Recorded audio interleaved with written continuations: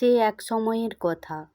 যাদবপুর নামে একটি গ্রামে এক খেলা দেখানো মহিলা কিছুদিনের জন্য গ্রামে আসে।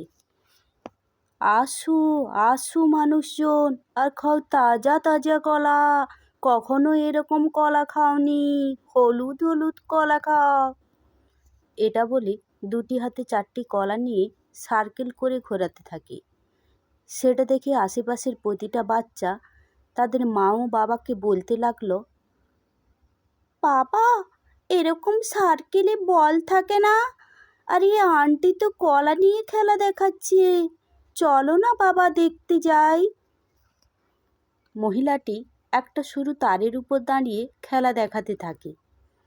রাস্তার বিভিন্ন লোকেরা তা দেখে হাততালি দিতে লাগে এবং বাহ বাহ করতে থাকে।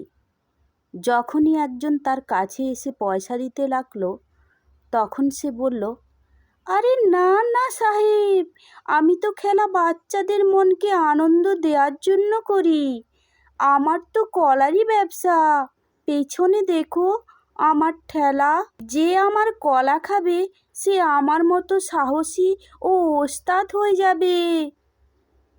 জানো কি, আমার বয়স 55।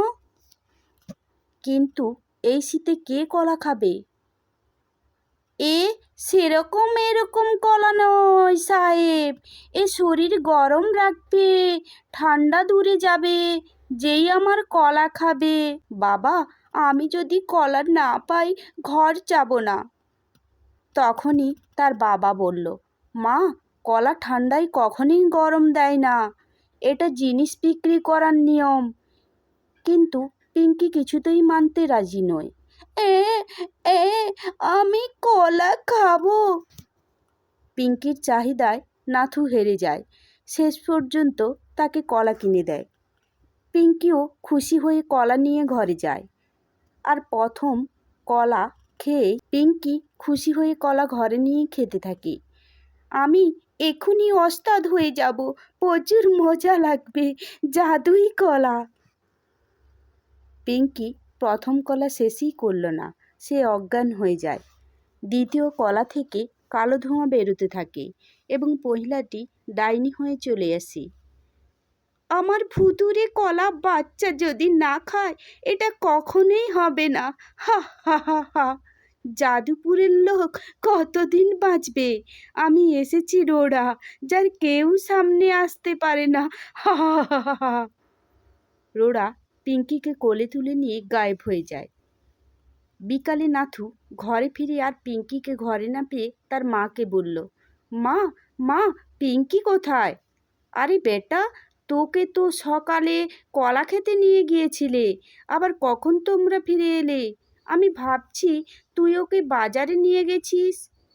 হে ভগবান, আমার মেয়ে কোথায় গেল?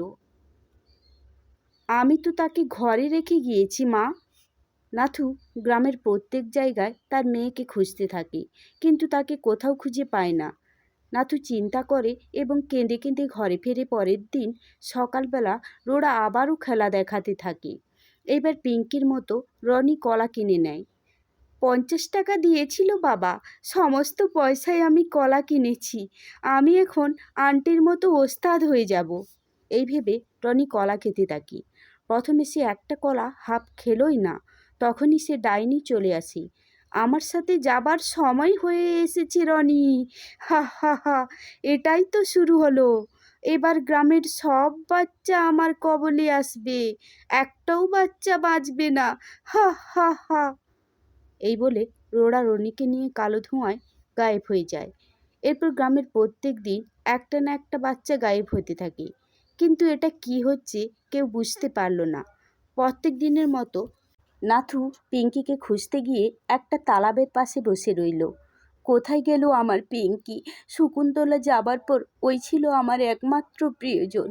ওর আত্মাকে জানতে পারবে, ওর বাচ্চাকে আমি রক্ষা করতে পারলাম না। নাথু এটা বলতে বলতে কাঁদছিল। সেই সময় তালাব থেকে একটা শকুন্তলার আওয়াজ শুনতে পায়। কোথায় তুমি শকুন্তলা? আমার গায়েব হওয়া বাচ্চা ও পুরো গ্রামের গায়েব হওয়া বাচ্চা রোড়ার কাছে আছি। ও বাচ্চাকে যে কলা দিত, বাচ্চা অজ্ঞান হয়ে যায় এবং তার কবলে চলে যায়। এবং রোরা তাদের নিয়ে কালো দুনিয়ায় নিয়ে যায়। কিন্তু এটা কেন করছে আমি এটা বলতে পারবো না, কিন্তু ওই দুনিয়ার রাস্তা তোমাকে বলতে পারবো। সেখানে তালাবটি শেষ হয়েছে, সেইখানে একটা কলা গাছ আছে, তার নিচে একটা দরজা রয়েছে, ওইখান থেকে রাস্তা ওই দুনিয়ায় যায়। এটাই বলে শকুন্তলার আত্মা গায়েব হয়ে যায়। গ্রামের সব লোক ওই রাস্তা ধরে কালো দুনিয়ায় চলে যায় এবং দেখতে পায় সমস্ত বাচ্চারা সেখানে কাজ করছে। বাবা, আমাকে নিয়ে চলো এখান থেকে, বাবা, বাবা বলে সব বাচ্চারা তাদের মা বাবার কাছে চলে যায়। তোমরা এত দূর চলে এসেছো কেন? আমাদের বাচ্চাকে তুমি ধরে এনেছো, তোর যদি শিকারি বানাতেই হয় আমরা সবাই চলে এসেছি, আমাদের খা। না, আমার বাচ্চা চাই, আমার বাচ্চার বদলে তোমাদের বাচ্চা চাই। কি মতলব? এই গ্রামে বসবাস করতো এক মহিলা। কলা চুরির জন্য আমার ছেলেকে গ্রামের লোকেরা এত মারলো যে ও মরে যায়। ওই দিন আমি ভাবলাম এই গ্রামের বেহাল দশা করব। কিছুদিন ছেলে চলে যাওয়ার দুঃখের জন্য আমি মারা যাই। আমার আত্মা ডাইনি হয়ে যায় এবং আমি প্রতিশোধ নিলাম তোমাদের বাচ্চাকে নিয়ে। সহ্য করতে পারছো না? ভাবো আমার কী অবস্থা হয়েছিল। আমাদের ক্ষমা করে দাও রোরা, জানি না কার ভুলের জন্য, আমাদের ক্ষমা করে দাও, আমাদের খুশি ফিরিয়ে দাও রোরা, তুমিও তো একজন মা।